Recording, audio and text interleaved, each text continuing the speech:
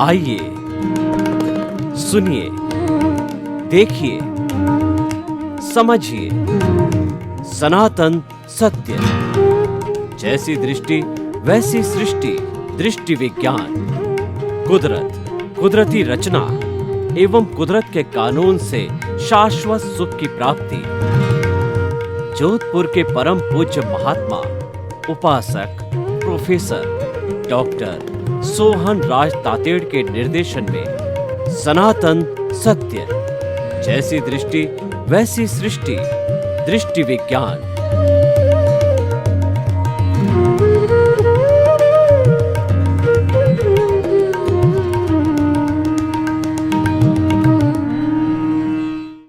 भाई और बहनों, मातृशक्ति को नमन। आज का हमारा बहुत ही सुंदर विषय है कि बाहर और भीतर का सामंजस्य।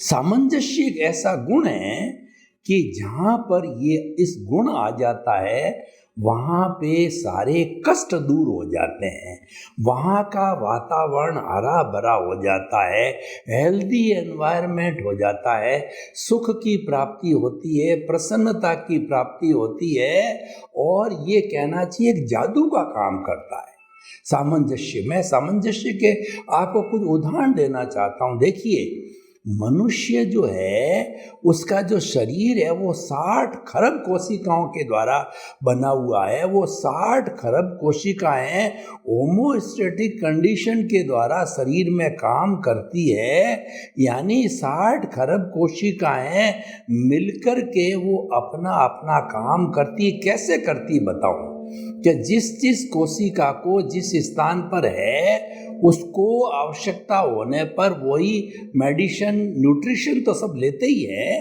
क्योंकि उनका भरण पोषण करना होता है, लेकिन मेडिसिन या ऐसी चीज़ है तो जिस पर्टिकुलर जगह कुछ गड़बड़ है, रेक्टिफिकेशन करना है, क्योर करना है, तो उसी जगह की कोशिका ही उनके मुंह होते हैं जिनको रिसेप्टर कहते हैं, वो खुलती। मैं उदाहरण देता हूँ। मान लीजिए मेरे घुटने के अंदर दर्द है, मैंने कोई पेन किलर लिया है, मुंह में डाला, उसके बाद में वो पेन किलर जब है घुटने तक पहुंचता है तो घुटने तक पहुंच करके और वो जो है वो चारों तरफ जो है वो फैल जाता है वो पेन किलर। तो वहाँ की जो कोशिकाएं हैं उनके रिसेप्टर्स जो मुंह खुल जाते हैं और उस पेन किलर को ले लेते हैं और जहाँ जहाँ पे पेन है उसके स्थान पर पहुँचा के उसको ठीक कर देते हैं। लेकिन शरीर के दूसरे भाग की कोशिकाएं अपना मुंह नहीं खोलेगी, उसको एक्सेप्ट नहीं करेगी। देखिए कितना बड़ा एक सुंदर सिस्टम है। तो हम आपको बताना चाहते हैं कि 60 खरब कोशिकाएं एक साथ सामंजस्यपूर्ण रह करके शरीर को स्वस्थ रख सकती। तो पूरे विश्व की 7.8 अरब की जनसंख्या जो उसकी तुलना में बहुत कम है, तो वो क्या आपस में सामंजस्यपूर्ण रह करके और इस अच्छे विश्व का निर्माण नहीं कर सकते? वसुधैव कुटुंबकम नहीं बना सकते, मानवता का वातावरण पैदा नहीं कर सकते? कर सकते हैं, लेकिन उसके लिए सामंजस्य चाहिए। और वास्तव में सामंजस्य भंग कब होता है कि कोई व्यक्ति अति करने लग जाता है, वह अपने अधिकारों का दुरुपयोग करता है और वह जो है अनुशासनहीनता करता है। जैसे घर के अंदर सामंजस्य कब बिगड़ता है कि घर में 5 सदस्य होते हैं, सब अपना अपना काम करे, जिसकी जो ड्यूटी अलॉटेड है तो सामंजस्य बन गया। लेकिन उसमें से एक व्यक्ति जो है वो खाता तो है, लेता तो लॉइन शेयर, करता कुछ नहीं, तो बाकी के 4 लोगों के मन में आती है कि ये तो स्वार्थी है, ये तो अपना जीवन जो है मौज मजा मस्ती से जो कर रहा है और हम लोग मर रहे हैं, तो उसको देख करके दूसरे सदस्य भी बिगड़ते हैं और वो सामंजस्य जो है असामंजस्य के अंदर बदल जाता है।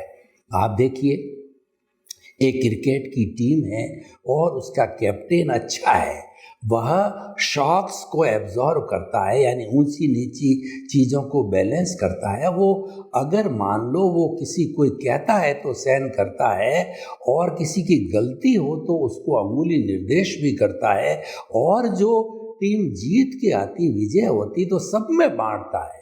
वो विजय अकेला स्वयं नहीं लेता है। तो ऐसा जहाँ पर टीम कप्तान होता है वहाँ पर वो टीम अच्छा काम करती है। घर का जो वरिष्ठ नागरिक जो घर का संचालन करता है, घर के अंदर जो स्त्री है जो कि मुख्य रोल निभाती है, अगर वो सामंजस्यपूर्ण और जो है समानता का व्यवहार करता है या करती है तो वो घर कभी बिगड़ नहीं सकता, वो घर तो हमेशा उन्नति करता रहेगा। तो ये सामंजस्य जो है हमारा जो आज का विषय है कि बाहर का सामंजस्य और भीतर का सामंजस्य। बाहर का सामंजस्य का मतलब है कि हमारा जो लौकिक जगत है, हमारा व्यवहार जगत है, उसके अंदर सामंजस्य होना चाहिए। मान लीजिए एक व्यक्ति है तो वो उसका बाहर का सामंजस्य कैसे होता है कि वो लगभग 12 घंटे परिवार के साथ में रहता, अगर गृहस्थी है तो। अगर साधु सन्यासी है तो साधु मंडली में रहता है, तो 12 घंटे में घर के परिवार के सदस्यों के साथ में वह शालीनता से रहता है। उससे कोई गलती होती तो क्षमा याचना करता है और अपनी बात को किसी पर थोपता नहीं। अपने हिस्से की जितनी लेबर है, परिश्रम है, वो स्वयं करता है, जीविकोपार्जन करता है। यानी उसकी जो ड्यूटी एलोटेड है वह अनुशासन पूर्ण जो है, बड़ी डिवोशन और डेडिकेशन करके करता है। तो 12 घंटे सामंजस्य निकल गए। अब बाकी का टाइम है वो जिस चीज़ का जो प्रोफेशन होता है, डॉक्टर है, इंजीनियर है, चार्टेड अकाउंटेंट है, नेता है, सन्यासी है, या कोई जिस तरीके का जो उसका प्रोफेशन है, उस प्रोफेशन के अंदर मान लीजिए 8 घंटे की स्टैंडर्ड ड्यूटी होती है, तो उसके अंदर वो ड्यूटी देता है। तो उसके जो सहयोगी, कोई बॉस भी होगा, कोई उसके नीचे वाले भी होंगे, तो उनके साथ में उसका कैसा तालमेल है, उसके साथ में उनका कैसा व्यवहार है, मृदु व्यवहार या कर्कश व्यवहार है, उसके अनुरूप ही वहाँ का वातावरण बनता है। उदाहरण के तौर पर देखिए, अगर कोई व्यक्ति ऑफिस में काम करने वाला, उसको बॉस ने बुलाया और बॉस ने जो है कहा कि भाई तुम्हारे इस काम में देरी हो रही है और ये काम समय पे क्यों नहीं कर रहे हो, तो माना कि गलती उसकी खुद की थी, उसने कहा सॉरी सर और अपना सुधार कर लेता है, तो बॉस जो है का वो प्रिय व्यक्ति बन जाता है। और जो है वो उल्टा चोर कोतवाल को डांटे, यानी कि गलती तो उस व्यक्ति की और वो बॉस को जो है अनर्गल बोलने लग जाता है, तो बॉस जो है हमेशा उससे नाराज रहता है और ऑफिस का सामंजस्य बिगड़ जाता है और उसकी इस वाचालता, इस दुर्व्यवहार को देख के अन्य लोगों पर भी बुरा असर पड़ता है। देखिए कि हमारे राजस्थानी में एक कहावत है कि गोरियर कने बैठो तो गोरियरा यानी अच्छे गुण लोगे, और काड़ियर कने यानी बुरे दुर्जन व्यक्ति के पास बैठोगे तो दुर्जन व्यक्ति के गुण लेंगे। आप बहुत अच्छे व्यक्ति है, लेकिन किसी शराबी, जुआरी और डाकू के पास में बैठ जाओ तो लोग आप उसको एंगल से ही देखेंगे कि नहीं, इसकी मिली भक्ति है इस प्रोफेशन के अंदर।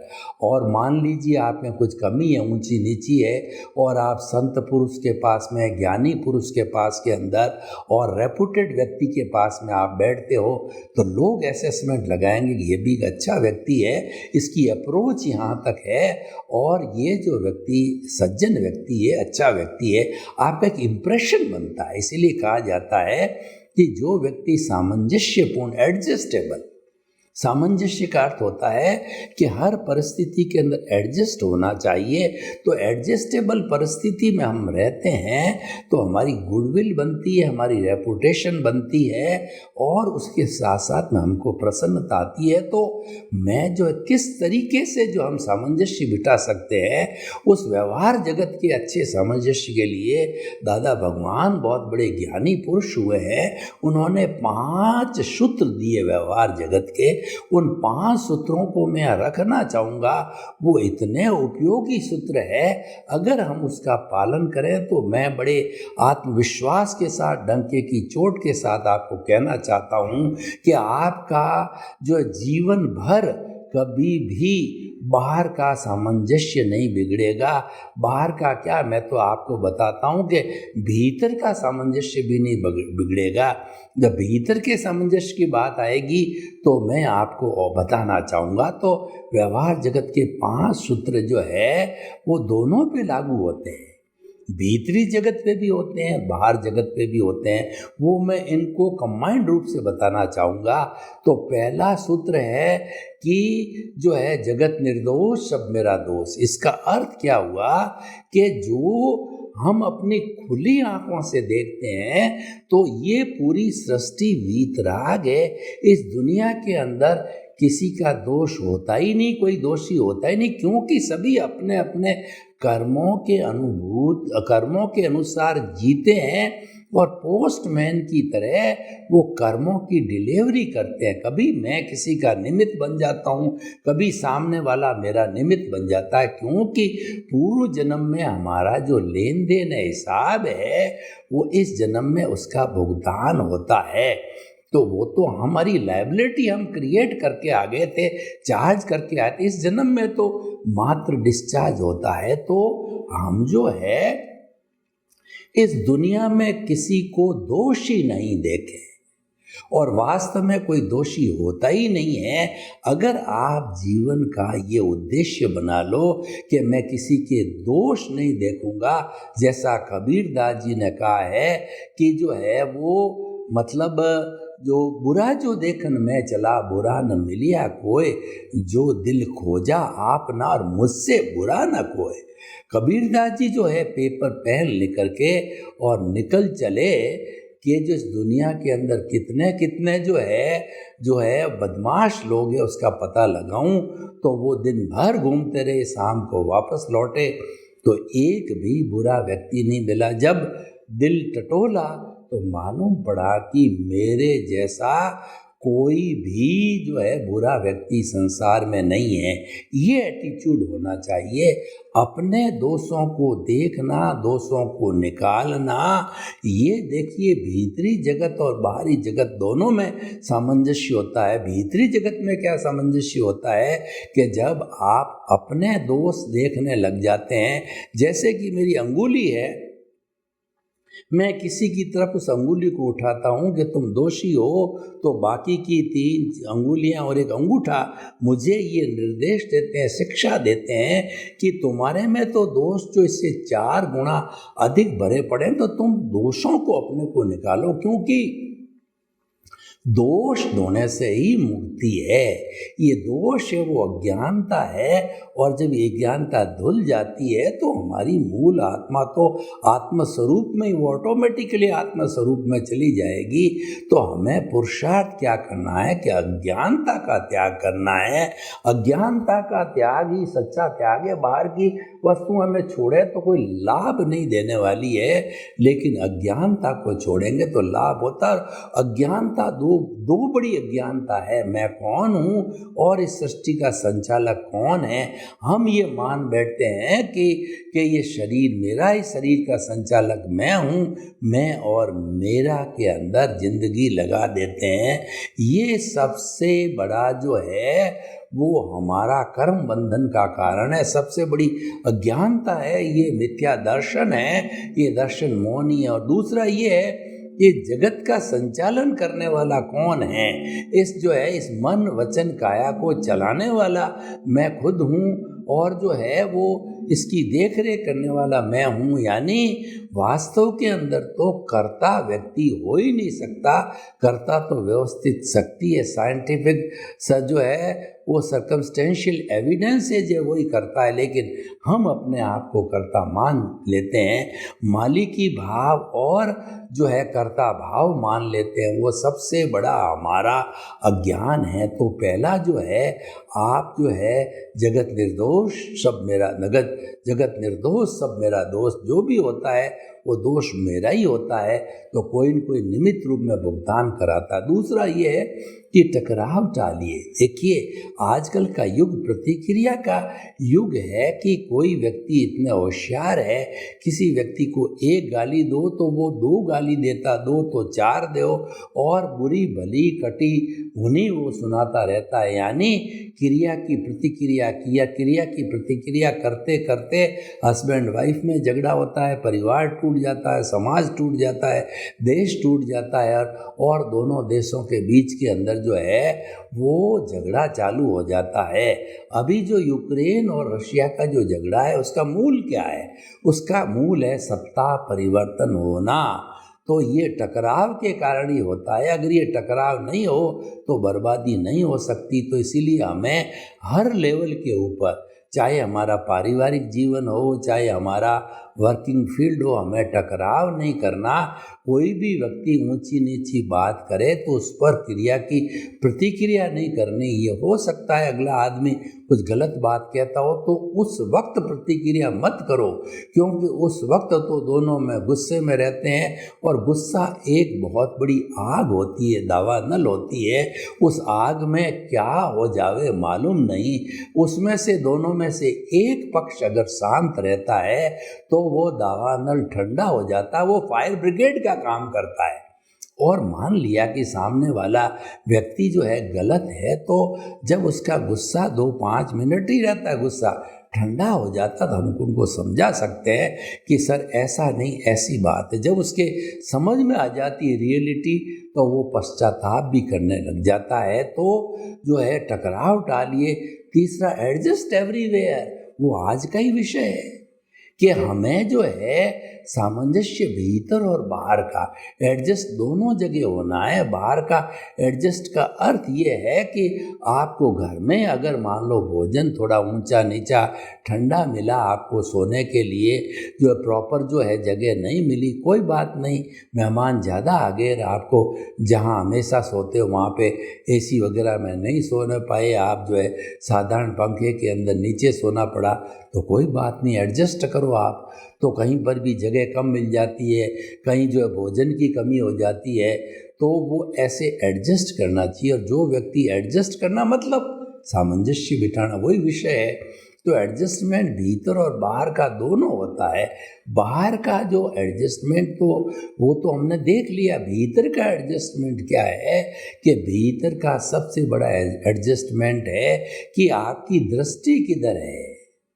दृष्टि का जो है मैनेजमेंट करना है, दृष्टि का सामंजस्य बिठाना है कि आपकी दृष्टि चेतना की तरफ है कि जड़ की तरफ है। जड़ जो ये शरीर है, जो कि भुगतान इसका हर क्षण चल रहा है, तो आप उस जड़ के साथ जुड़ जाते हो तो क्या होगा कि राग द्वेष मल्टीप्लाई हो जाता है। पर आपने दृष्टि परिवर्तन किया कि ये तो लेकर के आया है, तो पूर्व जन्म के कर्म के भुगतान के लिए मिला है, ये अपना काम करेगा, मैं उसको रोक नहीं सकता हूँ। तो आपने मध्यस्थता का भाव रखा कि ये मेरा जो ये पड़ोसी है, मेरा मित्र है, ये कर रहा है, इसको करने दो, क्योंकि ये सारी जो है मन वचन काया तथा उससे जुड़ी हुई हर अवस्था मात्र कुदरती रचना है, और वो संयोगों के अधीन है, वो विनाशी है, वो आती है जाती है। कोई भी अवस्था है वो स्थायी नहीं होती है, टेम्परेरी होती है, तो इसको चलने दो। तो लेकिन जो स्थायी तत्व है उसकी तरफ दृष्टि करो। स्थायी तत्व जो है वो हमारा जो हमारी आत्मा है, जो अजर है, अमर है, अविनाशी है, वो अरूपी है, अजन्मा है, वो अव्याबाद है, टंकोत्कीर्ण है। हरि अनंत, हरि कथा अनंत, कि इतनी बड़ी कथा है हमारे प्रभु की, भगवान की, क्योंकि अनंत ज्ञान, अनंत दर्शन, अनंत शक्ति और अनंत सुख का धाम है, तो इसकी तो कथा बड़ी होगी ही। जो कथावाचक बाहर से आते हैं वो लोग 4-4 महीने तक रामायण की कथा करते हैं, महाभारत की कथा करते हैं, और भी अन्य अन्य विषयों की कथाएं वो करते हैं। 4 महीने में भी पूरी नहीं होती है। तो हमारा प्रभु जिसके पास तो अनंत ज्ञान है उसकी कथा करेंगे तो कभी पूरी होने वाली नहीं है। तो आप उसकी कथा में लग जाओ, जड़ की कथा को छोड़ दो। यानी जो भुगतान चल रहा है वो तो नियत है, वो व्यवस्थित है, वो तो चलता रहेगा। आप उसमें टांग मत अड़ाओ, आप जो उसके साथ में सामंजस्य बिताओ, एडजस्ट एवरीवेयर करके रहो, तो आपका जो है बाहर और भीतर दोनों का सामंजस्य जो बैठ जाएगी। ये 5 सूत्र है वो भीतर और बाहर पर समान रूप से लागू होते हैं और वो परिवर्तन लाते हैं, बाहर भी परिवर्तन लाते हैं, भीतर भी परिवर्तन लाते हैं। तो जो है हमारा तीसरा सूत्र एडजस्ट एवरीवेयर। चौथा सूत्र है भुगते उसकी भूल। ये वैसे देखने में तो जो है बड़ा अटपटा लगता है कि कोई व्यक्ति ने मेरे थप्पड़ मार दी, तो थप्पड़ तो उसने मारी है लेकिन मैं भुगत रहा हूँ। तो जो भूल किसकी है? थप्पड़ मारने वाले की भूल नहीं है, भूल मेरी है कि मैंने पूर्व जन्म में उसके साथ ऐसा ही व्यवहार किया है, तो वो तो मेरा हिसाब क्लियर कर रहा है। तो मुझे तो उसके प्रति जो है कृतज्ञता ज्ञापित करनी चाहिए कि ये मुझे एनओसी दे रहा है, ये मेरे कर्मों की डिलीवरी कर रहा है, ये निमित्त बन के कुदरत ने इसको भेजा है, तो मैं इसके प्रति कृतज्ञता ज्ञापित करूं और इसकी एनओसी मिलेगी। ऐसे समस्त जीव जिनके साथ में मैंने बुरा व्यवहार किया, सबकी एनओसी मिलेगी, तो मैं मेरी मुक्ति की अवस्था को आराम से पहुंच सकता हूं। मुक्ति क्या है? मुक्ति ये है कि आपने जितने जितने पूर्व जन्मों के अंदर जो है प्राणियों को किसी भी तरह का कष्ट दे करके जो कॉजल बॉडी को इकट्ठा किया, ज्ञानता को इकट्ठा किया, उसको भस्मीभूत करना, उसको जीरो करना, उसको समाप्त करना, वही तो मुक्ति है। यानी व्यवहार शुद्धि बिना निश्चय शुद्धि नहीं है। व्यवहार शुद्धि का भी अर्थ यही होता है। तो इसीलिए कोई भी घटना घटित होती है हमारे सामने और हम उसको भुगतते हैं, चाहे आर्थिक दृष्टि से हो, चाहे मानसिक दृष्टि से हो, चाहे व्यवहार की दृष्टि से हो, तो भुगताने वाला तो पोस्टमैन है, उसकी कोई गलती नहीं है। वो तो निमित्त बन के कर्मों की डिलीवरी कर रहा है। पर मैंने कभी न कभी गलती की है, इसीलिए मुझे जो है वो इस जन्म के अंदर उसका रिएक्शन मिल रहा है, उस बिंब का प्रतिबिंब मिल रहा है, उस जो किए हुए का मुझे पनिशमेंट मिल रहा है। तो भुगताने वाले की कभी गलती नहीं होती, गलती मानो मत। और ये दुनिया का नियम है कि 33 करोड़ देवी देवता में चाहे कितना ही पावरफुल हो, कोई भी आपका न तो बुरा कर सकता है न भला कर सकता है। आपका भला करने वाला आपका पुण्योदय है, आपके कर्म है, बुरा करने वाला आपका पापोदय है, वो भी कर्म है। यानी जो भी भला बुरा होता है वो पापों कर्मों के अधीन ही होता है। कोई उसके अंदर कोई दूसरा भला बुरा, वो तो पोस्टमैन बनता है, निमित्त बनता है, कुदरत उसको भेजती है, क्योंकि बिना निमित्त के कोई उपादान होता ही नहीं है। तो इसलिए निमित्त का होना जरूरी है। उपादान को जो है प्राप्त करने में निमित्त होना जरूरी है। और 5वां जो मुख्य जो कहना चाहिए सूत्र है वो हुआ सो न्याय। यानी जब हमारे साथ अन्याय होते हैं तो हम न्याय की जो है वो गुहार करते हैं, न्यायालय के अंदर केस लगाते हैं। तो न्यायाधीश होता है वो भगवान का रूप होता है, वो दोनों तरफ के वकीलों के साक्ष्य, एविडेंसेस, डॉक्यूमेंट्स के आधार पे पूरा सुन करके फिर निष्कर्ष पर आता है। उसके जजमेंट के अंदर वो कुछ न कुछ गलती रह सकती, क्योंकि वो मैन मेड जजमेंट है, जबकि जो ईश्वर है यानी हमारे जो है कर्म है, जो पुण्य और पाप में जो कुदरत है, जो पुण्य पाप के रूप में वो संजोग जुटाती, वो द्रव्य क्षेत्र काल भाव के संजोग जुटाती, उसमें कुदरत के कानून में, कुदरत की रचना में और कुदरत के अंदर कोई गलती नहीं हो सकती, ये सनातन सत्य है।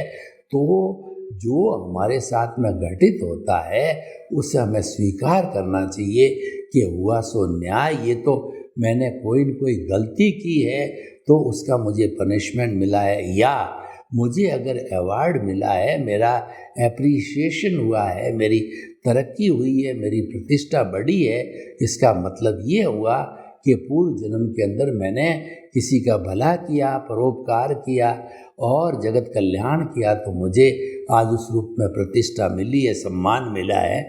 तो ये सब कर्मों के अनुरूप होता है। तो ये 5 सूत्र जो है इतने सुंदर सूत्र है कि ये भीतर के जगत में और बाहर के जगत में भी सामंजस्य जो है बिठाते हैं।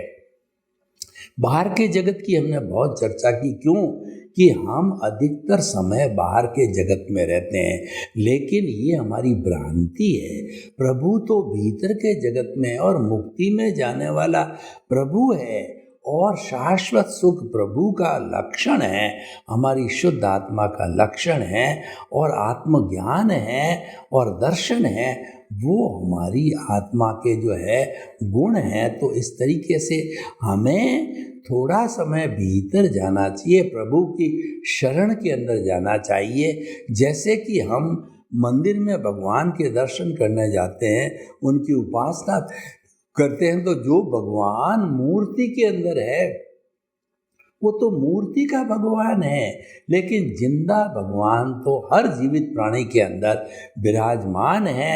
तो हमें आत्म तुला के सिद्धांत पे चलना चाहिए कि रियल व्यू पॉइंट से 84 लाख जीवा योनि प्राणियों के भीतर विराजमान शुद्ध आत्मा भगवान को निर्दोष दृष्टि से दर्शन कर उनको नमन करता हूँ। यानी हर एक के भीतर जो है वो प्रभु के दर्शन करना, आत्मा के दर्शन करना। तो इस तरीके से हम अगर जो है सामंजस्यपूर्ण जीवन जीते हैं तो हमारा बाहरी जगत और भीतरी जगत बहुत सुंदर, आनंददायक, प्रेरणादायक बन जाता। सर्वे भवन्तु सुखिनः, सर्वे सन्तु निरामया। लोक के सब जीवों को सुख मिले, शांति मिले, आनंद मिले, प्रेम मिले, सौहार्द मिले, मुक्ति मिले और सब प्रसन्नता से जीवन यापन करें। आपके प्रति मंगल भाव। ओम शांति।